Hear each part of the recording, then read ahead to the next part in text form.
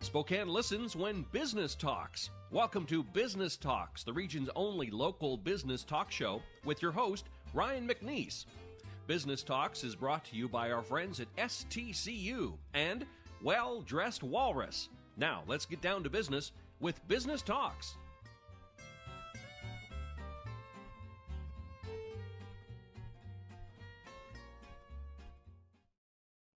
Welcome to Business Talks. I'm Ryan McNeice, and we're here in the studio with Amber McKenzie. Amber McKenzie, publisher and owner at Natural Awakenings Inland Northwest. Thank you for being here. Yes, thank you for having me. I appreciate the chance to chat with you.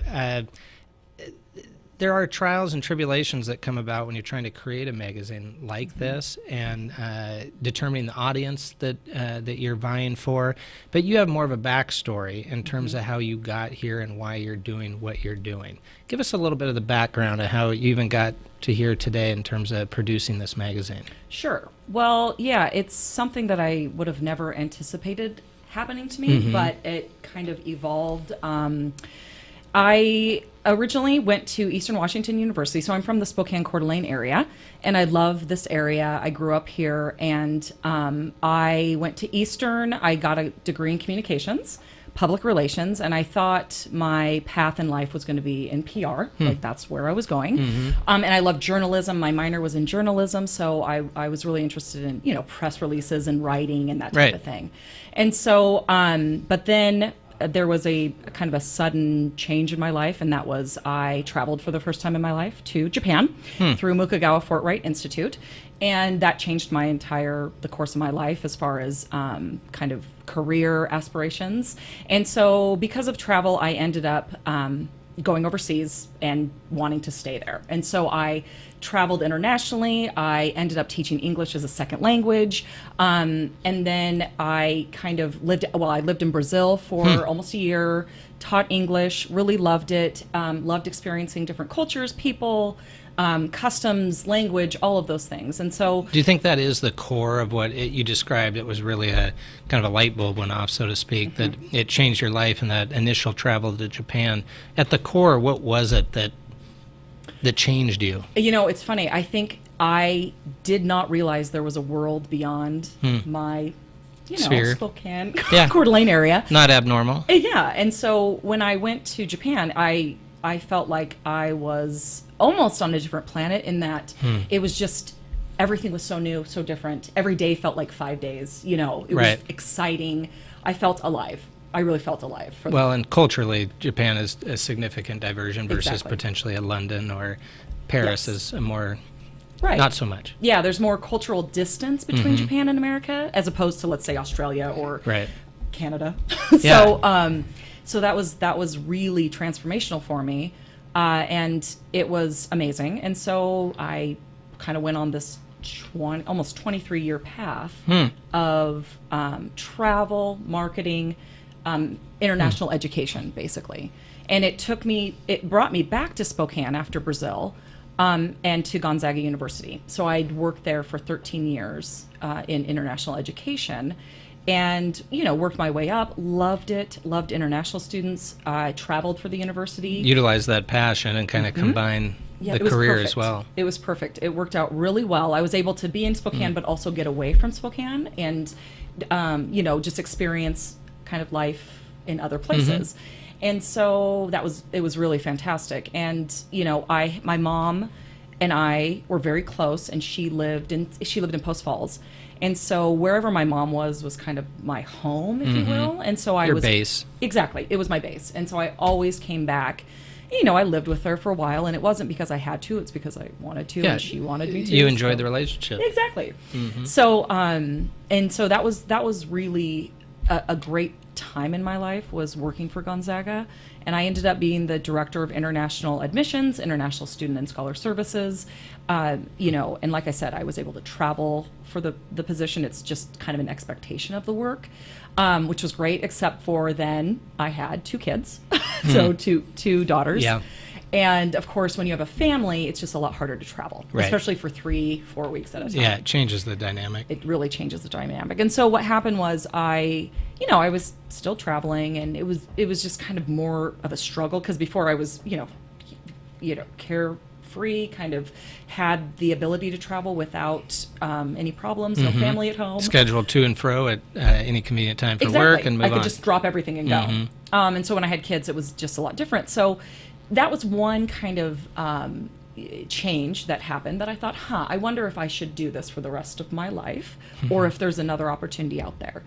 And then, so I kind of, thought, well, maybe there's another path for me, but I'm not going to pursue it right now, And then my mom, who, like I said, I was very close to, she had a heart condition, she had a diseased heart, and she had 2 mechanical valves, and then she had to get a third. And so a long-time health issue with a her long-time heart. health issue, yeah.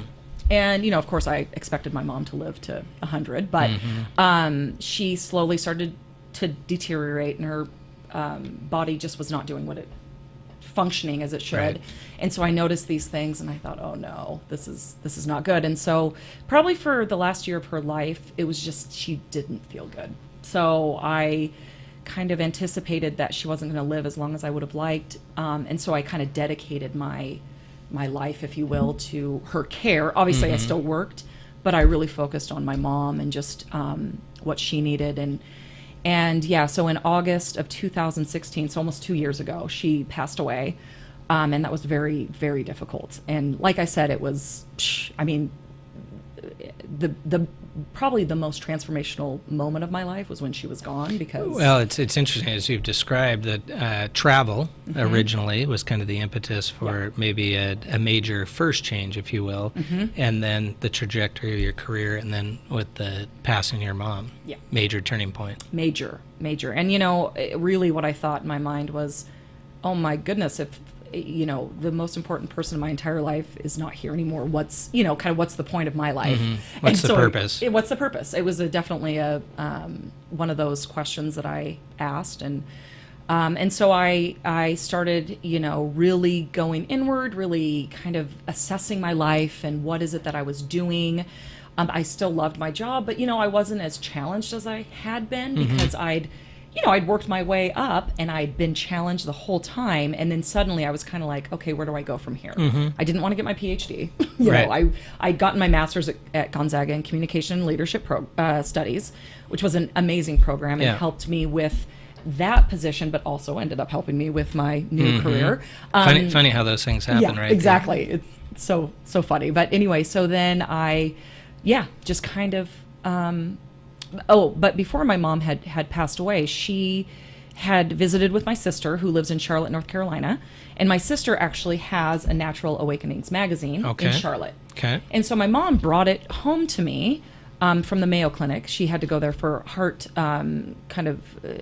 surgery, but she brought it back, and I took the magazine, and I thought, wow, this is amazing. It's, it's a positive magazine. It's natural. It's holistic. It's interesting. It's kind of information that I wanted. Emotionally is resonating with you at that time.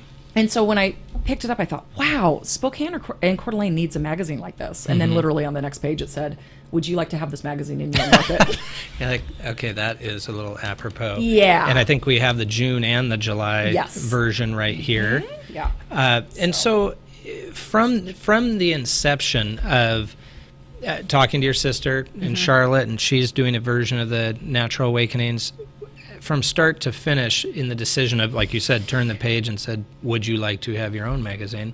What is the timeline we're looking at? Yeah, so from the time I picked up the magazine to when I published my first issue, it was about 2 years. Okay.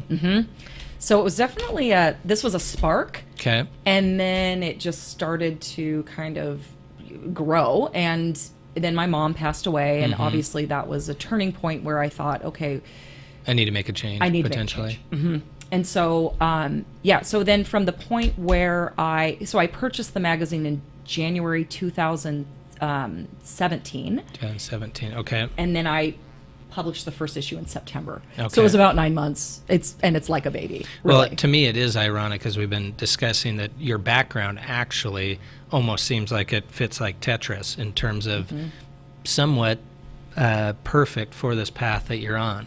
Yeah. You've probably read The Alchemist, which Definitely. that book leads you to believe some of this stuff is it's as it should be, right? Yes, exactly. So in that 9-month period of bringing it to fruition, what were some of the challenges that there's probably a plethora of them, but maybe hit on a couple that you really ran into had to overcome to really bring this to market? Sure. So one of them would be, first of all, this magazine is in over 80 markets in the United States, but the closest one to Spokane and Coeur d'Alene would be Portland and Seattle. Okay. So a lot of people around here hadn't heard of it, Right. You weren't familiar with it, whereas like on the East Coast, it's kind of in a lot of different cities, and so a lot of people were more familiar with it there, or Midwest even. But so kind of getting the word out was one of the challenges, and also securing advertisers right from the beginning, so that I could publish my first issue. And so because it is free, right? It's free, and so it's free, and that goes without saying. Obviously, through support and advertising, allows you to cover publication costs. Exactly. And so what I did was really reach out to as many people as I could in the holistic community, networking, kind of getting the word out about what the magazine is and what it does, because it's more than, for advertisers, and what I say is partners, because I feel like they're partners as much as advertisers, but it's... You wouldn't be able to do it without them, right? Right, So, I couldn't do it without them, yeah. exactly. And so I really wanted to show that it was more than an ad. It was education, it was, content, it was really helping them market themselves in the way that is meaningful for them and telling their story. Because I think stories are what resonates. Associating with your brand, associating with what the stories you're trying to tell. Exactly. Yes. The other challenges were kind of finding a printer and finding the different. But what's nice about the magazine is that I had someone that was helping me with editing already, because it's a magazine in many markets, so there's lots of people familiar with how to create the magazine every month as a structure. Exactly. And then I did a training in Florida, which is where the magazine was founded, and so that was really helpful. And then I have a group of 80 other publishers that I go to when I have questions or you can help. reach out to. So it's really nice support. I'm fascinated with it, because it sounds like as the publisher you have the artistic and final say in terms of the articles that go in there, and so I'd imagine most of your week is directed at figuring out what the next concept, what the next story, what the next theme, and what you want to be associated with. Yes. I mean, your name's on it. Exactly.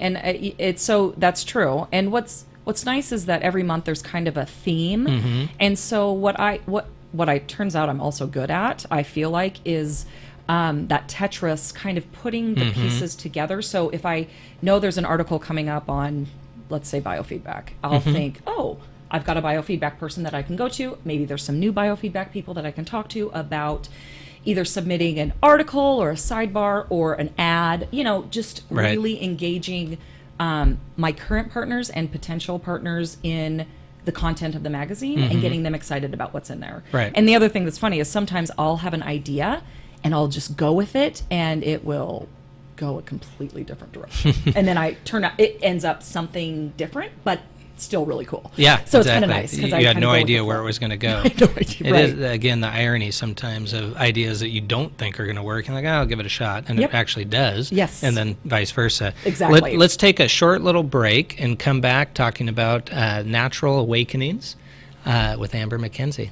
Thank you. Thank you. Hi, this is Kurt Stockwell with Well Dressed Walrus. We are a local website design and development company here in Spokane. What we do is build beautiful, usable websites for local businesses. A website needs to be beautiful, it needs to be usable for your users, your customers, and yourself. Contact us anytime. We'd love to talk with you about your online marketing.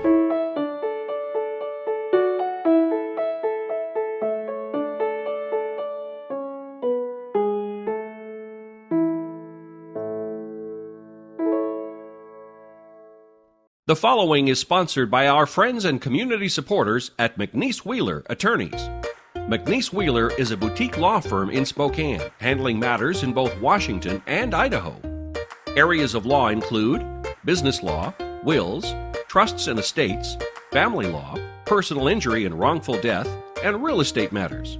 For your full-service legal needs, contact McNeice Wheeler, attorneys.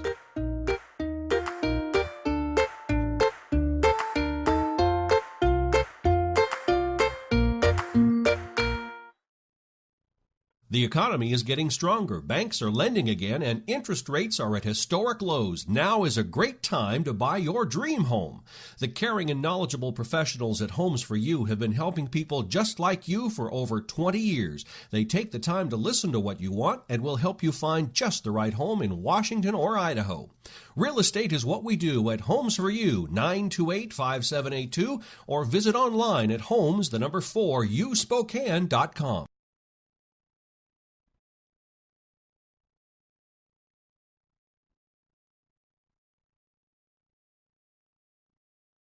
Welcome to Business Talks, and thanks for coming back. We're talking to Amber McKenzie, publisher and owner of Natural Awakenings, Inland Northwest.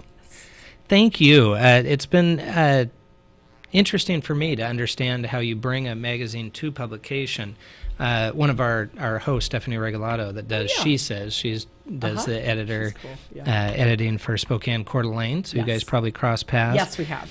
Given that this is in several markets throughout the country, and kind of the origin, or at least for you communication-wise, was your sister in Charlotte, North Carolina, as well as I think you said the base is in Florida. Yes. But given that it is in diverse markets, how do you make this magazine work for our area? And I think we all know Pacific Northwest, whether it be Spokane, Portland, Coeur d'Alene, Seattle, we do things sometimes differently around here. There's a different psychology.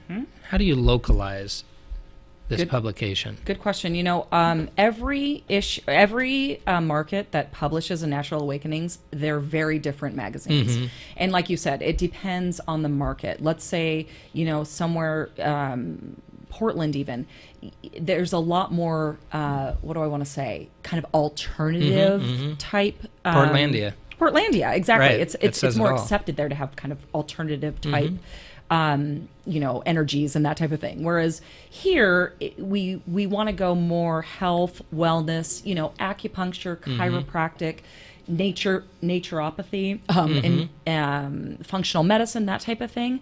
And so really you have to look at your market and your audience, of course. And so, but how each publisher makes it local to their community is there's several ways. First, in the front of the magazine, there's a letter from publisher, which, you know, every publisher writes their own letter. And so I have a letter from the publisher every month.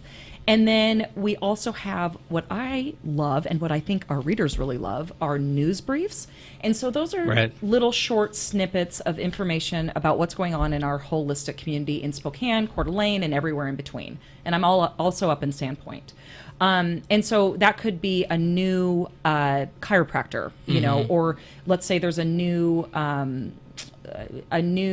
business that's just open, maybe a massage therapy business, or, you know, and oftentimes I'll get content from my partners. I'll say, hey, do you have anything newsy, new, interesting, a class, something to share? Trending. Yeah. And they don't have to be advertisers. I also take content from anyone really that's in the holistic. If it's within the theme. Exactly. I think the fact that you're doing these smaller, almost truncated vignettes, though, I mean, in our internet-driven world, in terms of I'll watch for 5 seconds, but nothing more. Exactly. You know, someone can read, you know, and these are shorter versions of something, like you said, that is relevant to your local reader. Exactly. And so it's kind of fun to kind of get snippets. And like I said, people really like those. This issue in particular had several. And then I also have health briefs, which those can come from the kind of main Natural Awakenings. Or, you know, like I said, if I have an advertiser that has a really cool therapy that they want to share, kind of a short article on, I'll put it in my health briefs. And then we'll give them the kind of bio at the end to say who they are and what they do. And then the other thing we do is obviously advertisements. Those are local. I also do a farmer's market guide. So that, you know, this one in particular was sponsored by Greenstone. So you can, advertisers or partners can sponsor like a calendar. And this is fun because it's just 5 months out of the year, so it's the farmers markets and it's kind of the weekly. And we have readers that definitely use this every Absolutely. month. They want to know where the farmers markets Well, are. farmers market, whether you're in Walla Walla, Spokane, Portland, Coeur d'Alene, it's just become more and more huge. popular. It's huge. And so then the other thing that makes it local are the sidebars and articles from local practitioners. So if we have an article, kind of a main feature on anti-inflammatory foods, I might ask a nutritionist from the Spokane Coeur d'Alene area to do a sidebar article on something related to that main feature. It's relevant to that. Exactly. And then, we have a natural pet section, which is really fun. So, and I have, my back page is 3 really cool holistic pet stores. And so I'll get them to do something on, the best foods to feed your dog, or, the best foods to feed your cat, that kind of thing. If you're a cat or a dog person. Exactly. Depends on which. It depends on which. Or both. Or both. And then at the very back, there are calendars. So there's a calendar of events. So that could be for the month of the issue. And then also I have ongoing events. So let's say something happens every Sunday or every Thursday. We'll put that in the ongoing section. But it sounds like the layout, if you will, is fairly consistent. So Yes. I picked this up in June. If I start to know this particular magazine, the sections that you've described, I know that the calendar, hey, what's going on? It's going to be towards the back. That makes sense. And then let me just, the coolest part, I think, is the community resource guide. And what that is almost like a yellow pages for natural holistic providers in the Spokane Coeur d'Alene area. So you could go here and the category is alternative behavioral health or autoimmune disorders, chiropractic, functional medicine practices, halotherapy, which, I mean...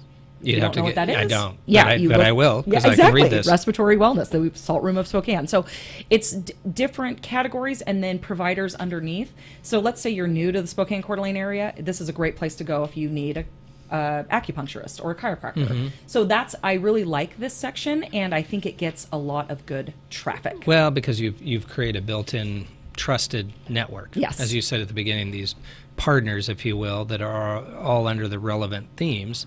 If someone is interested in these given areas, you've created that network. Exactly. And it's all in one spot. Well, and what's nice is that the providers in the magazine also network with each other. Right. And so we try to find opportunities to, work together. Collaborate. So it's kind of, exactly. Absolutely. How do you determine what the overall amount of these that you publish? Because if you are in Coeur d'Alene, you are in Spokane, how do you determine that? Well, so right now I print or publish 10,000 every month. Wow. And then I distribute to over 200 locations in the Spokane Coeur d'Alene area and Sandpoint. And then the readership, overall, the Natural Awakenings estimates that 2.2 readers will read one, so it's about 22,000. That's interesting. I always find that fascinating. 2.2. 2.2. Who's the 0.2? Exactly. Who's that 0.2? Maybe it's the dog or cat. Yeah, if they had the good food from the back here. Right, but, exactly. How do you actually, of the 2.2 per and the 10,000 that go out to the relevant markets, how do you physically get them from A to B? Who's doing that? Well, right now it's me.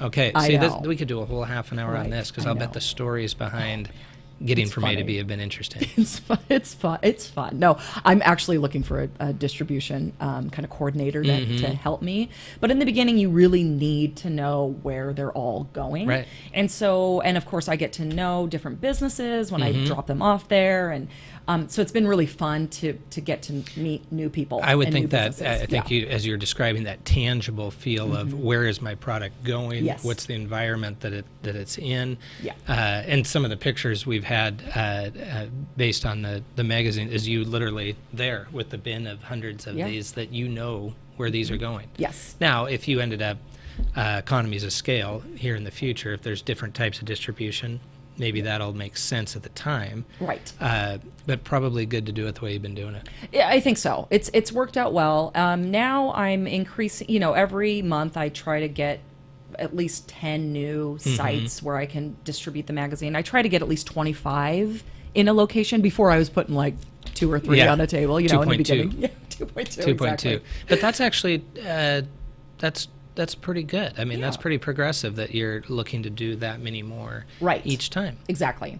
And sometimes, I go to conventional grocery stores, where you kind of rent space, but I definitely highlight the ones that have that organic section, or, because it's a niche market publication, so it's really geared toward people interested in health, wellness, sustainability, eco living, mindfulness, those types of things. In our last minute here, I mean, clearly we're showing examples of the different June and July versions, but give us a way that folks can find out more. What's their best way to either get in contact with you or find out general information of how they get their copy? Well, I am always reachable. I love when people call or text or because you have the get editor's note right up front. So on page 4 of most issues, I've got my contact us, my telephone number. Our website is inwakenings.com. And then my email is amber@inwakenings.com. And so I always encourage people to, call me, text me, email me. And then, of course, I've got a Facebook page, which is INW Awakenings. And also Instagram. So I get lots of messages through Instagram and Facebook. So that's been good. I also did a video. I had a company do a video for me, and that was really helpful to get kind of that brand recognition out there. Brand and I've got awareness. lots of great feedback from that too. Amber, first of all, I appreciate you being here. And I think you embody what this is. I think your lifestyle, your background, trials and tribulations included, has led you to a neat challenge that you've persevered and created something neat for our not only the Inland Northwest, but obviously this magazine's throughout the country. Yeah, exactly. So appreciate you being here. Thank you so much for having me. We'll see you next time. Thanks. Thank you. Appreciate it. That was awesome. Thank you. Business You did a Talks perfect is job. produced in Spokane, Washington by SpokaneTalksOnline.com, which is solely responsible for its content. Ask a question, recommend a guest, and hear this program again online anytime at SpokaneTalksOnline.com. Business Talks is brought to you by our friends at STCU and Well Dressed Walrus. Business Talks wishes you good business and a good day.